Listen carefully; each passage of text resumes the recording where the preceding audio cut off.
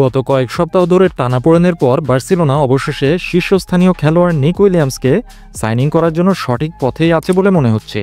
এই ফরওয়ার্ড কাতালানদের সাথে যোগ দিতে খুবই আগ্রহী, এমনকি নিজের ছুটি সংক্ষিপ্ত করে বিরতি থেকে তড়িঘড়ি নিক উইলিয়ামস ফিরে এসেছেন বলে জানা গেছে, যাতে বার্সা তার পক্ষে কাজ করার জন্য দ্রুত পাওয়ার অফ অ্যাটর্নি দিয়ে দেওয়া যায়।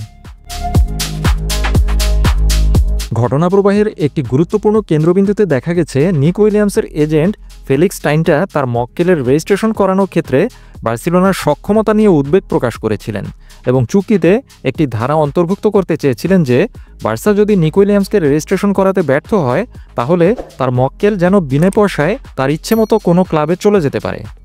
তবে সর্বশেষ জানা গেছে নিক উইলিয়ামসের এজেন্টের মনের যে কোনো সন্দেহ দূর করার জন্য বার্সেলোনা তাকে 30টি ভিন্ন ভিন্ন ডকুমেন্টস দেখিয়েছে, এটা বোঝানোর জন্য যে বার্সেলোনা ক্লাব সঠিক পথেই আছে। বার্সার আর্থিক অবস্থা ভালো হচ্ছে এবং তারা নিক উইলিয়ামসকে রেজিস্ট্রেশন করাতে পারবে।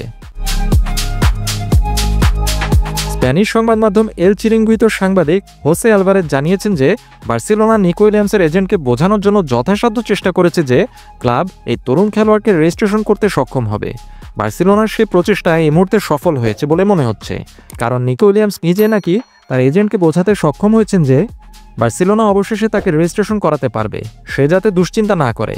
জানা গেছে নিক উইলিয়ামস নাকি তার এজেন্ট ফেলিক্স টাইনটাকে বলেছেন, এই যে দেখো গ্যারান্টি, চলো এবার আমি এটা চূড়ান্ত করতে চাই। বার্সেলোনার জন্য সম্ভবত এখন পথ পরিষ্কার এবং নিক উইলিয়ামসের জন্য 62 মিলিয়ন ইউরো রিলিজ ক্লজ পরিশোধ করা যেতে পারে।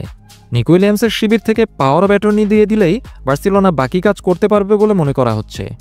প্রতিবেদনে আরও বলা হয়েছে যে বার্সেলোনা এই সপ্তাহে রিলিজ ক্লজ অ্যাক্টিভেট করার পরিকল্পনা করছে। কিছু প্রতিবেদন আবার আগামী শুক্রবারকে মাহেন্দ্রক্ষণ হিসেবে ইঙ্গিত করছে।